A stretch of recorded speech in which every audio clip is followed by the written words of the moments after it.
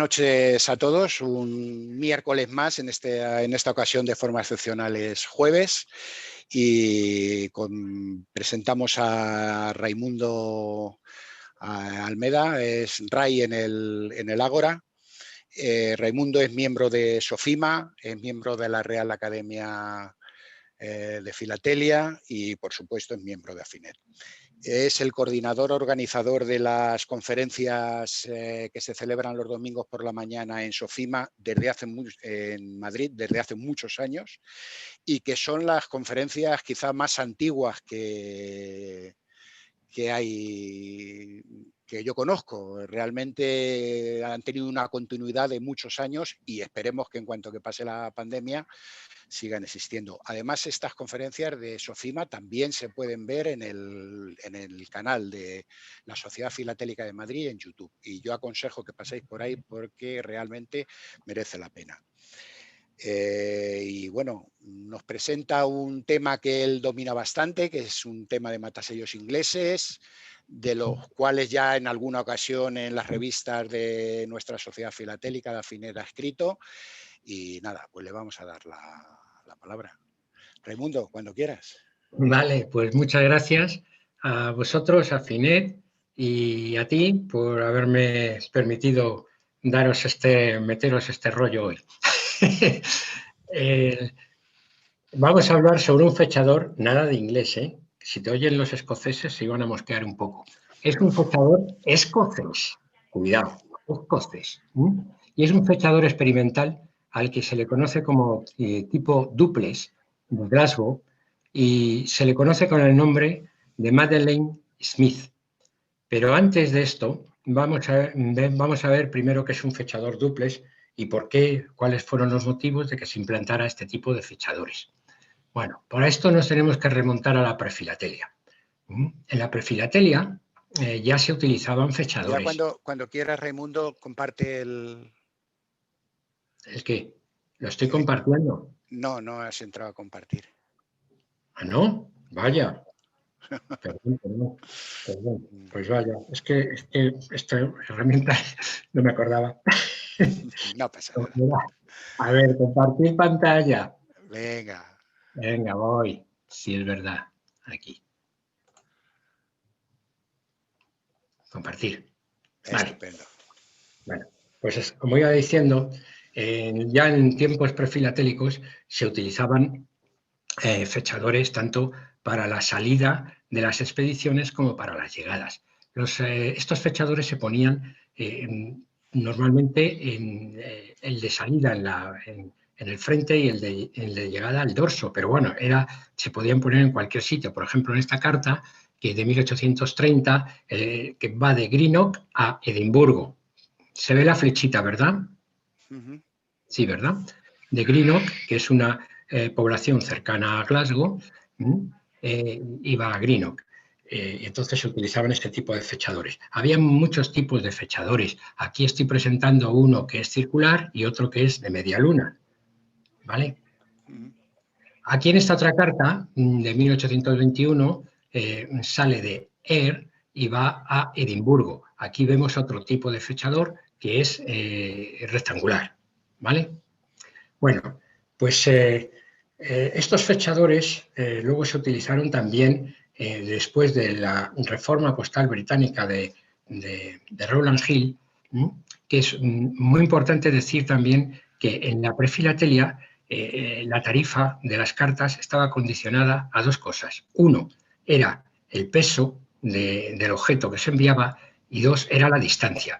Con la reforma postal británica fue revolucionaria porque solo se tuvo en cuenta el peso, mientras que a todas partes del Reino Unido, que entonces formaba parte también toda la isla de Irlanda, desde el sitio más remoto de Irlanda hasta el sitio más remoto de Escocia, por ejemplo, las islas Shetland, ya por encima del paralelo 60 del círculo polar ártico prácticamente, pues se podía enviar una carta que no pesara más de media onza hasta media onza de peso, es decir, unos 14 y pelín más de gramos, por un penique.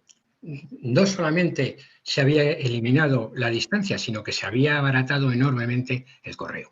Bueno, pues esta es una carta que va de Greenock, población cercana a Glasgow, unos 20 kilómetros, a Glasgow, precisamente. El matasellos que se utilizó con el primer sello del mundo, también hubo un primer matasello del mundo, que se llamaba la Cruz de Malta, que le vemos aquí. Ahora hablaremos un segundo más después de la Cruz de Malta. Y se utilizaron también, tanto para la llegada como para la salida, los fechadores que ya existían en la prefilatelia. Aquí tenemos que sale de Greenock. Como veis, no son exactamente iguales. Cada fechador era diferente, aunque fuesen rectangulares. Aquí podemos ver que van todos septiembre 15, 1840 en 2 líneas. Y la M de morning, que salió por la mañana la carta y llegó por la tarde, el 15 de septiembre de 1840, en una línea a las 5 de la tarde. Así funcionaba el correo de bien en aquellos tiempos, mejor que hoy. Bien, aquí tenemos unas cruces de Malta escocesas.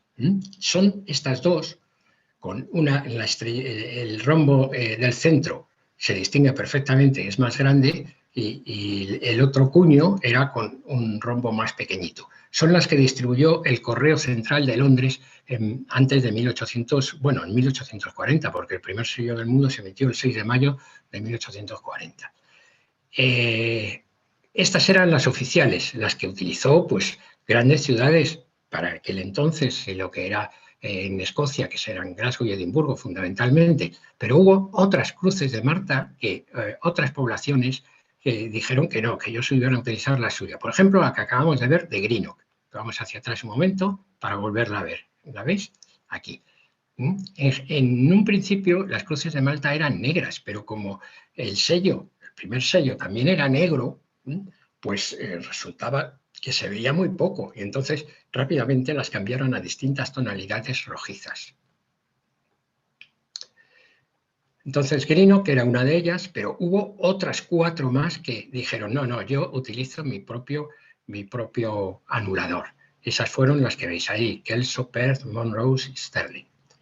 ¿Vale? Hubo, no sé si lo he dicho, 32 cruces de Malta en todo el Reino Unido, con lo que Escocia ya estaba utilizando 7, nada menos. Sobre el sello es muy difícil diferenciarlas, todas ellas, la verdad. Como no tengas la carta, hay que ser muy especialista en las cruces de Malta para conocerlas.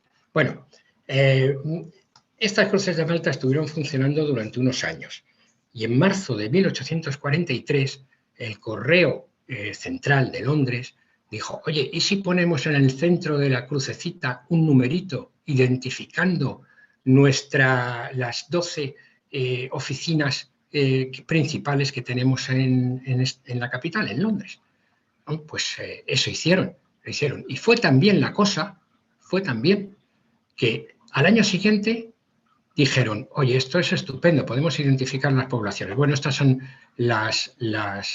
unos ejemplos que tengo yo en mi colección, con una crucecita arriba que indicaba la posición del número. Por ejemplo, aquí el 9 y aquí el 6, identificaba con una crucita arriba. Todos tenían una crucecita arriba, aquí está el 11, por ejemplo, excepto el 3 que no tenía crucecita, caprichos del que los hizo, no lo sé. Bueno, pues fue también la cosa que al año siguiente, en 1844, el Correo Central distribuyó numerales a todas las oficinas del Reino Unido, es decir, Inglaterra, Gales, Irlanda y Escocia. Gales estaba unido a Inglaterra, no tenía esa independencia que tenía para el correo Irlanda y Escocia. Por lo tanto, todas las marcas que distribuyó para Inglaterra y Gales eran ovaladas de este tipo, aunque había dentro de esto muchas diferencias, muchas variedades de los óvalos. Lo mismo pasó en Irlanda, distribuyeron marcas romboidales, siempre con el número de la oficina en el centro, y en Escocia marcas rectangulares. ¿Vale? Bueno, aquí tenemos una carta que la he puesto, que no es mía además, la he sacado por ahí de una subasta, lo tengo que decir. Con el número 159, que corresponde a Glasgow, que es con el matasello con lo que vamos a trabajar, con Glasgow. ¿Vale? Vamos a ver. Bueno, pues esto ocurrió hasta 1844. Desde 1844 hasta 1853 se estuvieron utilizando en todas partes estos matasellos sin fechador. Pero, ¿cómo se ponían estos fechadores? Pues era muy sencillo. Un señor, un empleado de correos, ponía el anulador, le pasaba la carta a un compañero y el compañero le daba la vuelta y ponía el fechador. Necesitaban 2 personas, iban muy rápidos, desde luego, pero había muchísima gente. Con la explosión del correo que hubo gracias a la reforma postal y a la democratización, podemos decir, del correo, pues se empezaron a utilizar de forma masiva y bueno, y por lo tanto, pues estaban atascados los empleados de correos. Entonces a alguien se le ocurrió decir, oye, ¿y si en este anulador le ponemos al lado el fechador en un único cuño, ¿qué pasará? Pues pasará que nos ahorramos un empleado, lo mismo que piensan ahora la gente, ahorro de personal. Pero no ocurrió tal cosa, porque creció tanto el correo que necesitaron todavía muchas más oficinas y muchos más empleados. Bueno, el caso es que así fue como nacieron los primeros fechadores experimentales en el propio Londres en 1853, aunque al resto del país fueron llegando poco a poco. A Escocia llegaron un poquito más tarde, en el año 55 llegaron los primeros en Glasgow. Los fechadores duples son muy interesantes para el coleccionismo porque hay auténticas bellezas, pues como estos que tenemos aquí, de media luna tumbada, doble media luna, con el numeral de costado mirando hacia un lado, mirando hacia el otro, doble con el código del cuño entre medias, y estos otros de tipo cuchara, también muy interesantes, y en Londres hubo enorme variedad, porque en poquísimo tiempo, de 12 oficinas principales que había en Londres, pasaron a 60 o 70 en pocos años, y a finales del siglo XIX y principios del XX, llegaron a 107, 110 oficinas que había. Una barbaridad. Bueno, esto es lo que os he venido contando más o menos hasta ahora. Lo que pasa es que lo he dejado aquí por si alguien quiere la presentación, pues la puede coger sin ningún problema y es una pequeña explicación de lo que he contado. Seguimos adelante. Los primeros fechadores experimentales se empezaron a utilizar, decíamos, en Glasgow en 1855. Y en Escocia se conocen 12 oficinas principales que utilizaron fechadores experimentales. El resto siguieron utilizando los que no tenían fechador todavía. Estas son las poblaciones que utilizaron estos fechadores experimentales durante los años 55, 56, 57, quizá alguno en el 58, hasta que tuvieron ya sus fechadores dúplex ya permanentes. Aunque luego fueron cambiando del número de barras que tenían los anuladores y todo esto, pero ya no se consideraban experimentales. Aquí tenemos un experimental de Aberdeen, el número 1, por A, B, y van por orden alfabético. Al principio, para las primeras quizás 60, 70 o 100 oficinas, pero después ya el número alfabético se mezcló, porque si salía otra que empezaba con la A o con la D o con los primeros letras del abecedario, iban por el número y ya iban por la letra, yo qué sé, K o W, pues resulta que a ese le correspondía, con número A lo mejor le correspondía el número 200. Sí, porque hubo más de 700 marcas de oficinas principales en toda Escocia. Marquitas como esta que tenemos aquí con el 1, pues hubo más de 700. Ahí ya nada. Bueno, este ya era uno que estuvo permanente durante mucho tiempo, el de Aberdeen, que era uno de los que distribuyó el anulador que distribuyó Londres al principio, de 13 líneas paralelas, que es el que tenemos ahí. Aquí tenemos otro, como veis, de Dundee, que tenía 3 líneas arriba, 3 líneas abajo. Este ya no era experimental, era una carta que iba por vapor a Lima y con tránsito en Panamá. Estas oficinas de aquí, de media luna doble que vemos aquí, eran muy corrientes en todo el mundo. Había pues 90 o por ahí oficinas o más oficinas de este tipo en todo el mundo, y en Sudamérica pues había también en prácticamente todos los países suramericanos, importantes, tenían oficina postal británica. Y los más conocidos pues son precisamente Panamá, porque era un paso obligado, o La Habana, que tenía mucha relación, también los habréis visto posiblemente alguno de vosotros en algunas cartas. La Habana y Panamá son los más abundantes, algunos son bastante, de otros países son bastante difíciles de conseguir. Bien, aquí tenemos una carta dirigida a España, a Cádiz, numeral 221. Fijaos cómo iba creciendo ya los numerales. Este era de Liz. Y la carta pues tiene aquí un Cádiz franco, con lo que decía que estaba pagado, de un chelín, estaba con el franqueo pagado, y en inglés PD, que quiere decir Posted to Destination, es decir, franqueo pagado también. ¿Vale?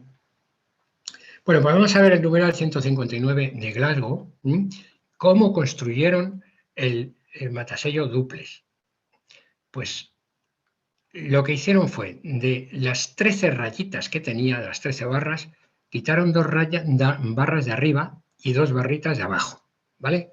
Y le añadieron simplemente el fechador que ya teníamos, un fechador que venía, como decíamos antes, de la prefilatelia. Ahí ya lo teníamos configurado. Así hicieron todos los fechadores duples, uniendo los dos. Bueno, las oficinas de correo en Escocia, que hemos dicho que llegó a haber a lo largo del siglo XIX hasta 700, la central, el correo central escocés estaba en Edimburgo, lógicamente, en su capital. Tenía una conexión con Londres para el correo de fuera de Edimburgo, la conexión con ellos. Del correo central colgaban todas las oficinas principales, que son los numerales que hemos visto, ya os digo, hasta 700 aproximadamente. Y de ellos colgaban a su vez otras oficinas subordinadas de distinto tipo, algunas que solo recibían y se lo mandaban a la más cercana que tuvieran, fuera esta una oficina principal o una oficina subordinada. También había otras oficinas que unificaban también solo en grandes ciudades, las branch offices, recogían también o de la que dependían otras oficinas subordinadas. Vale, para hacernos una idea, en el año 1715 había 60 oficinas principales en Escocia, aunque todavía no tenían numerador, por lo menos que no había cuños de tal, hasta 1844, como hemos visto.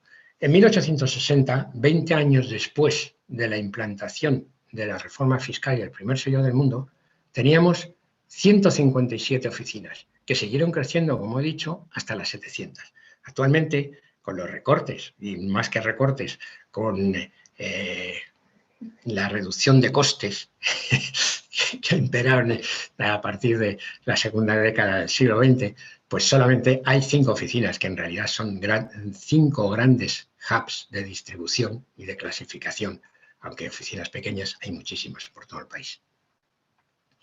Bueno, los envíos postales en el Reino Unido, de lo que tengo estadística, que de Escocia no tengo, pues en 1839 teníamos casi 76 millones de envíos. Y en 1840, un año después, o sea, finales de 1840, el correo había crecido a más del doble, con la aparición del sello. Y en 1850, tan solo 10 años después, cuando apareció o se implantó el sello en España, se había quintuplicado desde 1839 el envío de correos. Tanto es así que la media por habitante era 20 envíos por habitante y año. Una barbaridad, como veis. Claro, como sabemos, muchos de estos envíos pues eran de empresas y había gente pues que no escribía, y había todavía mucho analfabetismo, sobre todo en Inglaterra.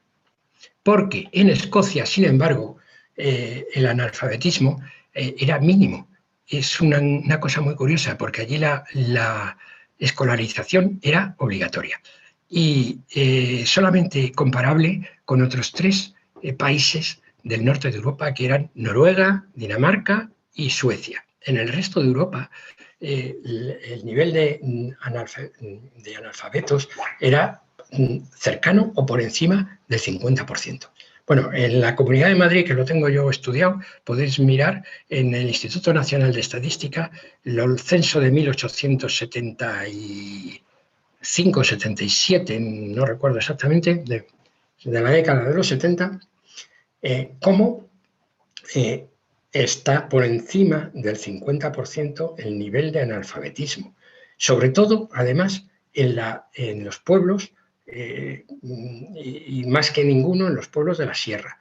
Mientras que en Madrid era un pelín por debajo del 50% y en Alcalá de Henares también por debajo del 50%. O sea que eran los sitios, podríamos decir, donde había más cultos. Y esto se sabía. ¿Por qué se sabía que eran analfabetos? Porque el padrón lo firmaban con una X aquí en España, mientras que aquí en Escocia lo que firmaban con una X los analfabetos era el registro de matrimonio. ¿Vale? O sea que el que no se casaba pues no costaba. Vale, bueno, pues aquí tenemos por condados todos esos niveles de analfabetismo. En el año censos que se hicieron, en recuentos que se hicieron en 1872 y 1882. En 1882, la media, que es lo que tenemos aquí arriba, de hombres analfabetos o que firmaban con una X, porque habría gente, lógicamente, lo mismo que pasaba en el resto de países, que solo sabían firmar. Pero bueno, es lo que hay. Los hombres era el 7% que firmaban, tan solo el 7%, y las mujeres algo menos del 14%. Bien, pues ahora entramos en una parte que son una clasificación muy burda, a muy alto nivel, que he hecho de los numerales escoceses. Primero tenemos el numeral que es sin fechador. El de las barras, que puede haber dentro de ellos muchísimas variedades, 2, 3 barras, 13, 11, 10, de todo tipo, depende de la población. Después tenemos el fechador circular, que tiene el numeral entre barras paralelas, de los cuales también hay muchísimas variedades, pues de media luna, sin línea de puntos, línea seguida, etc. Y después tenemos otro muy bonito, que no pasó directamente a ser un fechador permanente, que se llama la estrella de Brunswick, que consiste en una estrellita con el numeral en el centro y solo se dio en Edimburgo, que es el 131. Edimburgo. Este fechador estuvo funcionando desde el año 1863 al año 1873, es decir, solo 10 años. Después desapareció. Yo no sé por qué. Y estos son los 3 tipos principales, pero antes de esto hubo, aquí saco para que vierais cómo era la estrella de Brunswick, porque dentro de la estrella de Brunswick había nada menos que 16 tipos de estrellitas en esos 10 años. Por eso esto es una colección también para hacer muy bonita para aquellos que les guste. Bueno, estas 3 primeras o 3 cartas que voy a sacar no son mías, hay 3 aquí, que están en una base de datos que se llama de Russell Taylor, y que está en la bibliografía, que podéis entrar y ver en esas maravillosas cartas que pongo. Aquí tenemos otra, fijaos qué diferencias hay, que había 16 variaciones de la estrella de Brunswick. Aquí tenemos otra variación, las había de 24, 32 y 48 radios. Aparte estaban las longitudes de los mismos y el grosor. Estas son más parecidas a las que yo tengo, como esta de Edimburgo, más parecidas a las que yo tengo, que son sencillas, mientras que las otras van al extranjero. Esta, por ejemplo, va a los Estados Unidos, la otra iba a Malta, esta otra va a Viena, etc. Bien, pues el primero, digamos, antes que ninguno, hubo los experimentales, de los que hemos hablado un poco. Ya conocíamos el fechador en caja, que hemos visto cómo se hizo, conocíamos el de Aberdeen, que lo hemos visto también, y conocemos y este otro que es el primer fechador que hubo, el circular, que fue que duró solamente unos 6 meses, de octubre del 55 a febrero del 56, 5 meses. Y este es muy difícil de conseguir, yo todavía no lo tengo. Después hubo otro tipo de fechador experimental, que era un tipo de rodillo, que ahora veremos un ejemplo de él. Solo se dio en algunas poblaciones, en las grandes nada más, las que tenían mayor número de envíos. Aquí tenemos este de Glasgow, el primer fechador experimental, de 1855. Aquí tenemos otro muy bonito de Leith, que tiene los numerales barrados, que parece con un sombrerito encima del fechador. Aquí tenemos uno de Aberdeen, que ya conocíamos. Otro de Anne Fries, también de estos de media luna doble, todos ellos. Y otro de Dundee, como veis, va por orden alfabético. Aberdeen el 1, Dan Fry ya va por el 108 y Dundee pues un poquito más adelante, 114. Se hace idea de la cantidad de oficinas que había. Y aquí tenemos el experimental de rodillo, que le dieron en llamar tipo revólver, porque se implantaba mediante esta pistolita. Una pistolita o una que tenía la alimentación de la tinta por arriba, se empapaba un fieltro que llevaba dentro y esta ruedecita que iba poniendo el numerito, que es este de aquí, en este caso es Edimburgo 131, y las barritas que estaban en todos ellos. Entonces, de una única operación se ponía, aunque la carta estuviera llena de sellos, se machacaban todos los sellos. Esto realmente duró pocos años y son difíciles de encontrar. Yo tengo algunos, pero son difíciles de encontrar. Porque enseguida, a los pocos años, se dejaron de utilizar porque enseguida aparecieron las máquinas semiautomáticas primero y automáticas enseguida.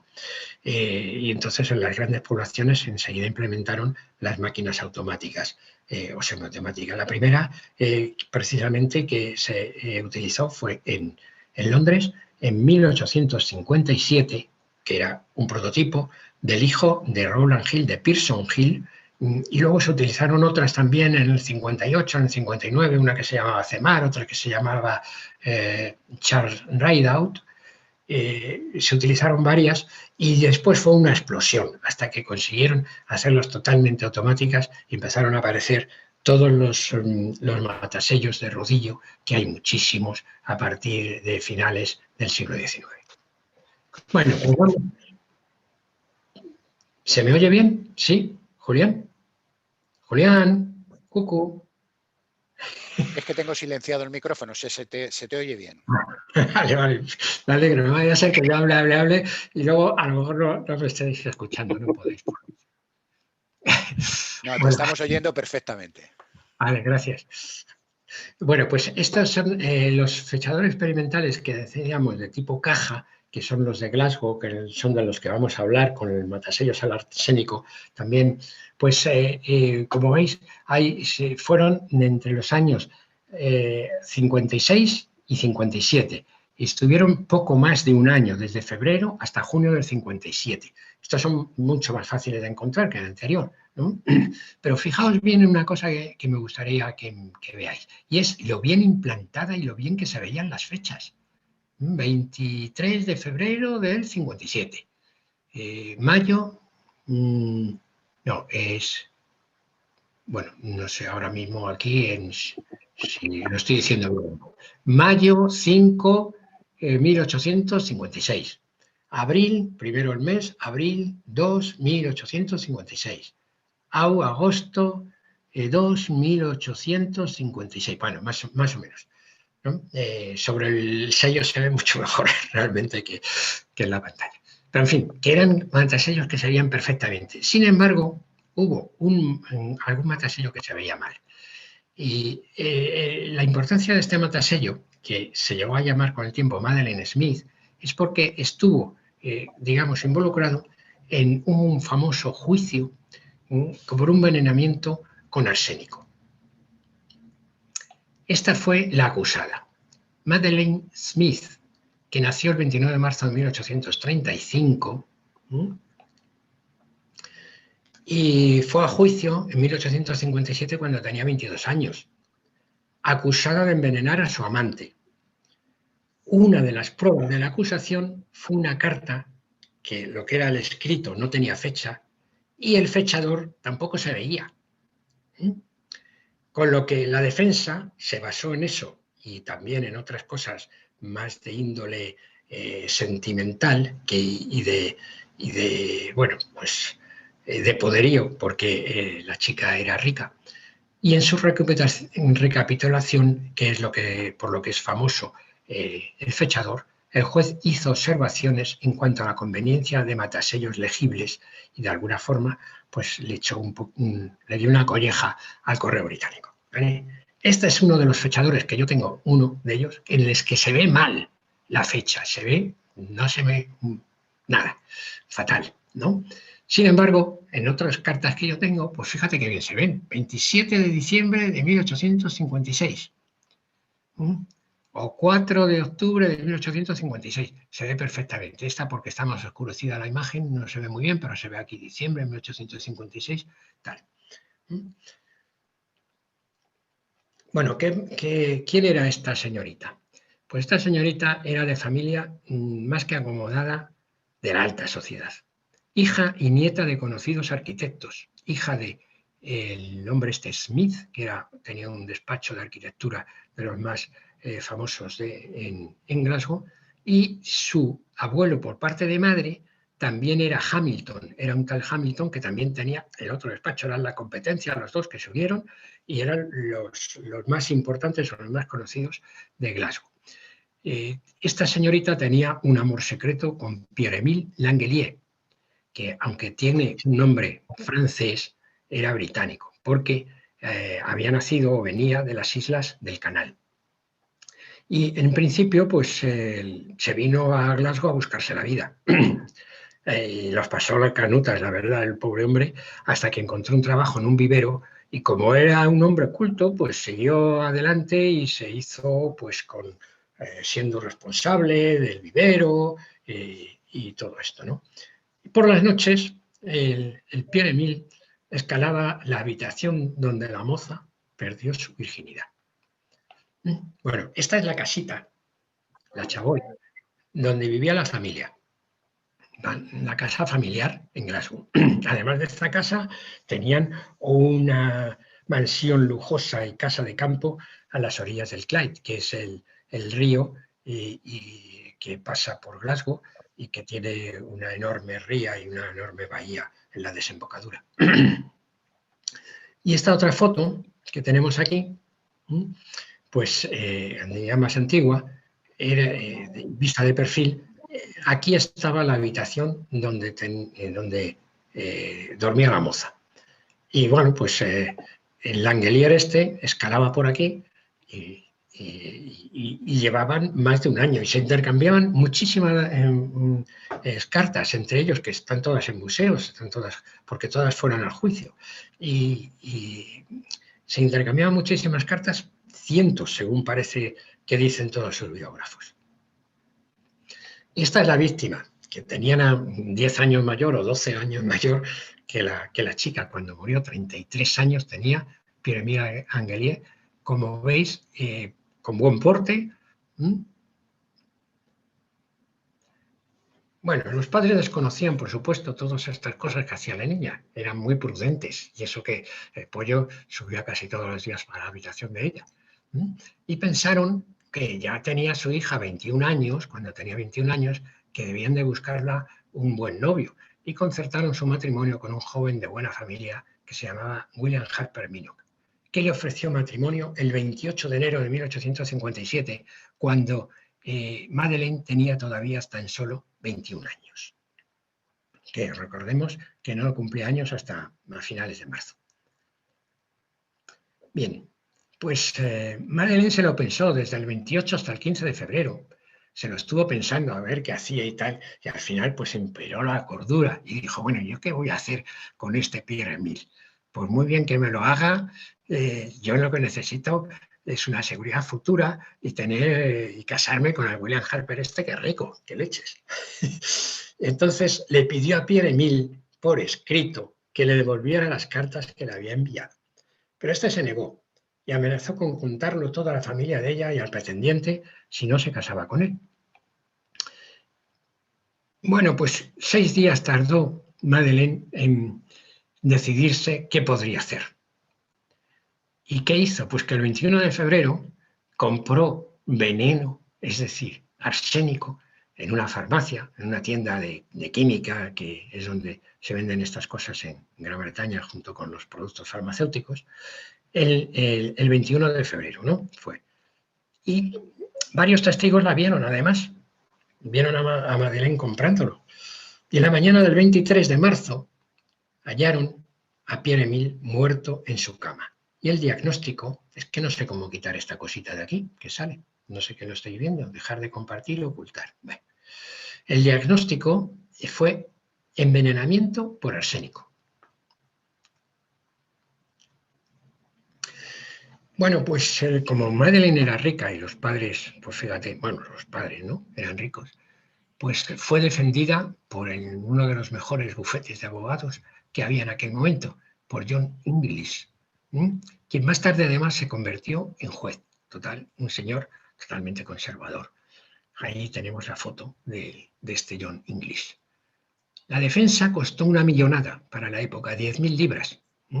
Se presentó evidencia toxicológica que mostraba que Langelier murió por envenenamiento por arsénico, pero la defensa sacó que no estaba probado, que esa noche estuviera allí, porque la cartita que lo decía que iba a subir, pues no tenía la fecha clara, que el señor Langelier se había suicidado al tener el rechazo de la chica.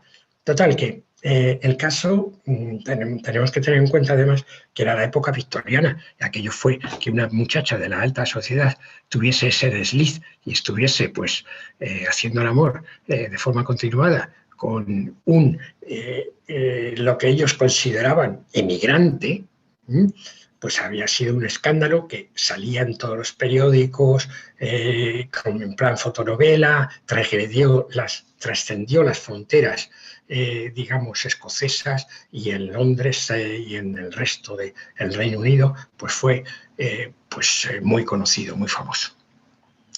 Bueno, el juicio duró poquísimos días, solo 9 días, porque empezó el 1 de julio, creo, y el 9 de julio, pues ya tenían el veredicto. Se retiraron solo media hora para deliberar.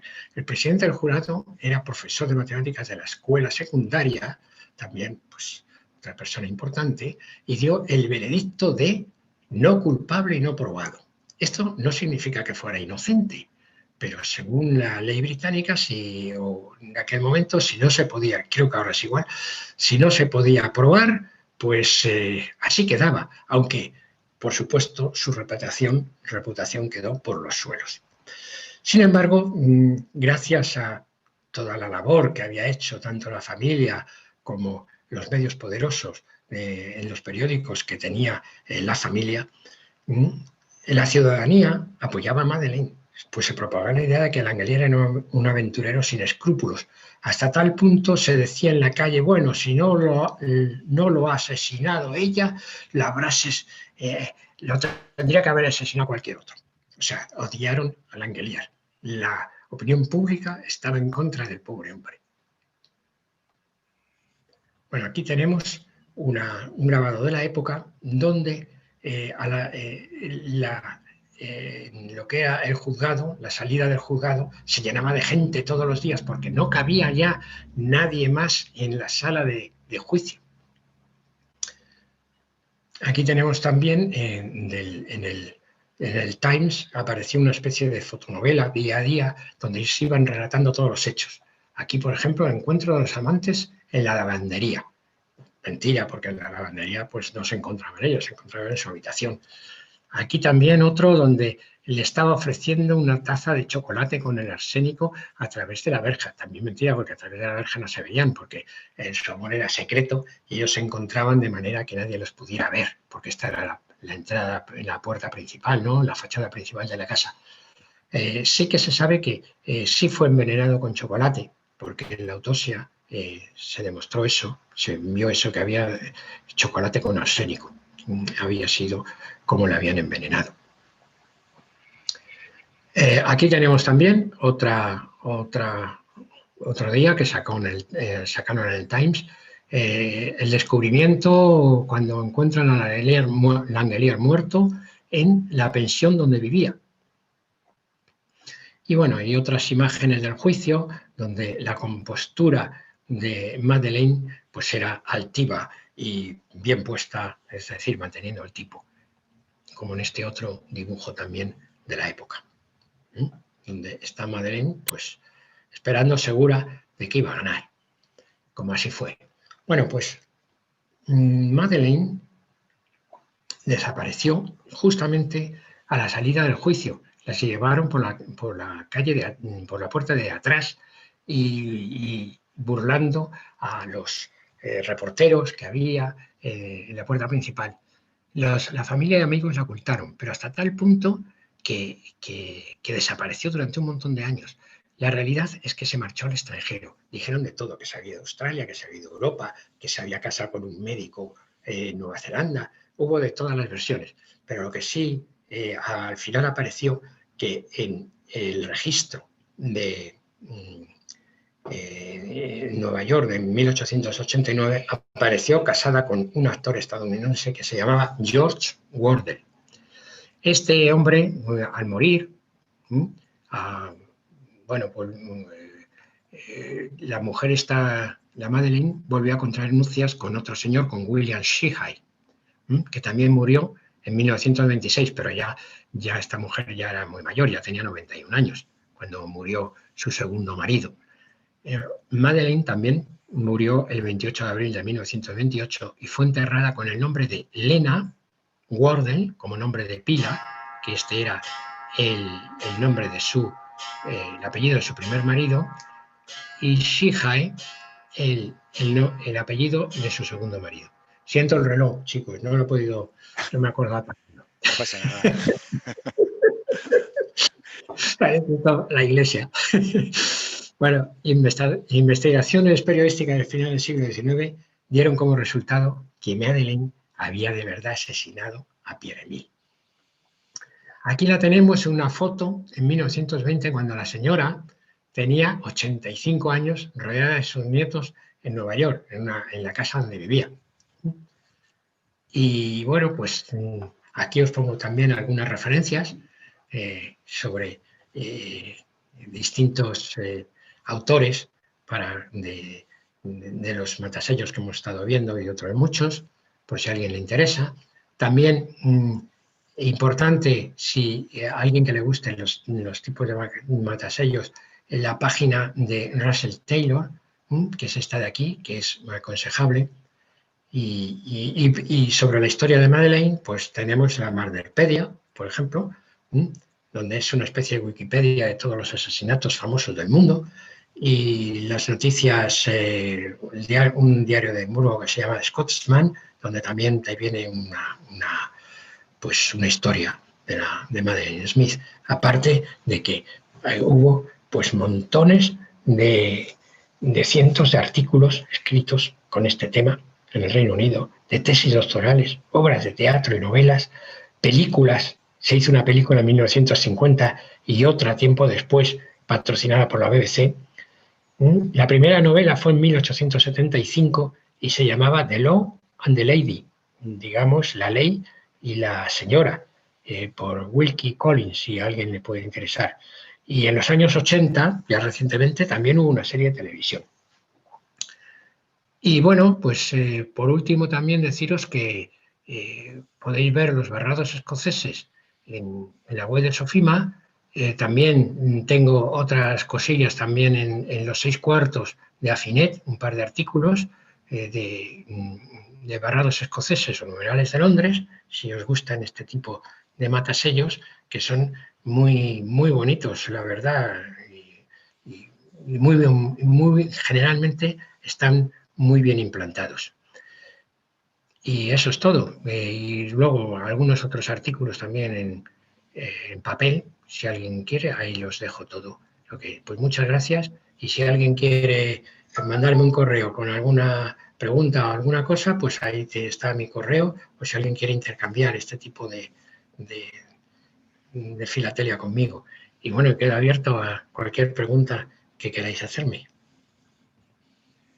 Muchas gracias, Ray. Interesantísima Sí, la charla, y la verdad que, bueno, pues yo tengo alguna pregunta. Y bueno, pues voy a abrir el fuego si os parece. Adelante. Pues mira, la revolución industrial pues se inicia en Inglaterra, está claro, y entonces el correo con todo el mundo debería de ser muy generalizado, con lo cual los matasellos deben de ser relativamente comunes, salvo los de las poblaciones pequeñas. ¿Es así o no es así?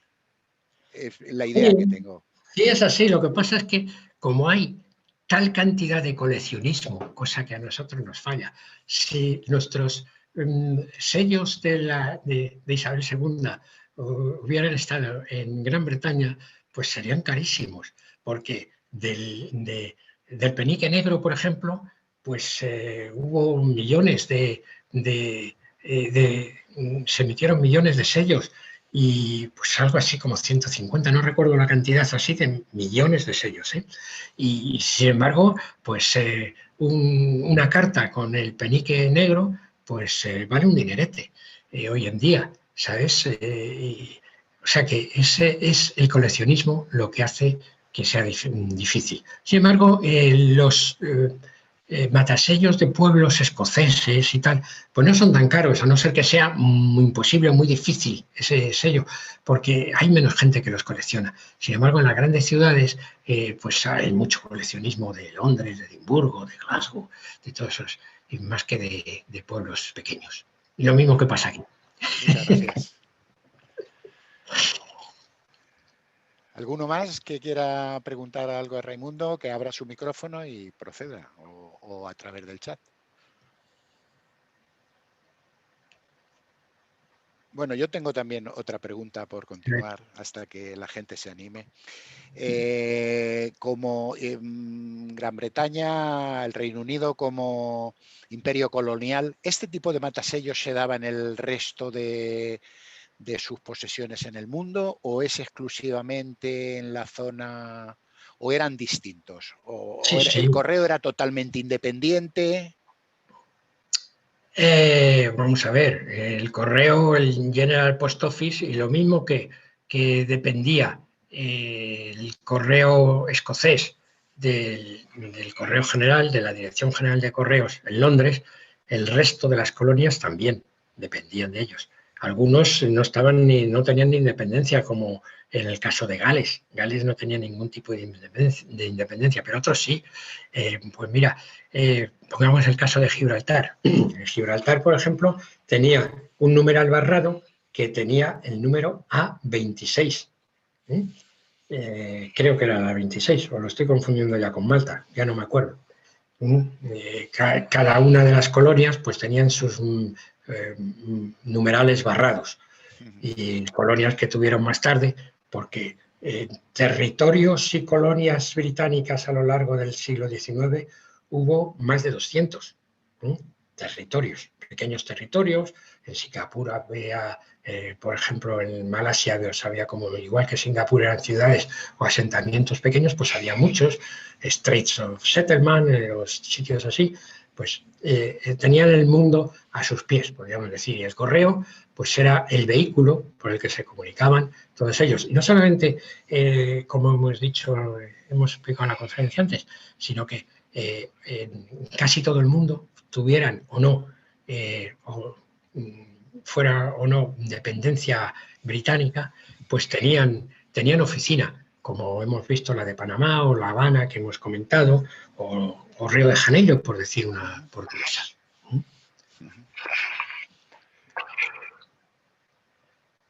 ¿Nadie interviene? Pues yo voy a seguir. He visto el fechador de rodillo ese de la pistolita y he podido comprobar que los 131 son distintos unos de otros. Bueno, porque estaba hecha a mano. Ten en cuenta que era experimental, esa pistolita. Ya, es que me ha llamado la atención. Y luego me ha llamado también por supuesto, la expresión que has usado para referirte al amante del pollo. Hace años que no oigo el pollo refiriéndose a un novio. Soy muy mayor. Bueno, es que además en Madrid es fácil Sí, sí, decir esta sí. palabra, ¿eh? El pollo, pues Desde que vivo en Albacete no lo había es oído. habitual. Es habitual. Bueno, pues muchas gracias. Bueno, pues Eh, ya veo que no hay más preguntas, ¿no? ¿Nadie se anima a preguntar algo? A ver, el censor. bueno, pues mira, ahí en el chat Alguien, Little dice que es muy entretenida y que dan ganas de ponerse a coleccionar. José Pedro, que no es un tema poco conocido para él, enhorabuena y muy interesante. Bueno, pues si ha sido interesante para todo el mundo, os esperamos aquí el miércoles próximo y esperar que os digo con quién, porque realmente, bueno, sí. El miércoles que viene tenemos a Joaquín, que le tenemos aquí presente, que nos va a hablar de rarezas de la Primera Guerra Mundial. Así que muy nada, bien. felicidades, muchas gracias Pues y muchas hasta gracias a otra. todos por escucharme. Venga, Hasta otra. un abrazo a todos. Buenas Adiós. noches a todos. Buenas noches. Chao, chao.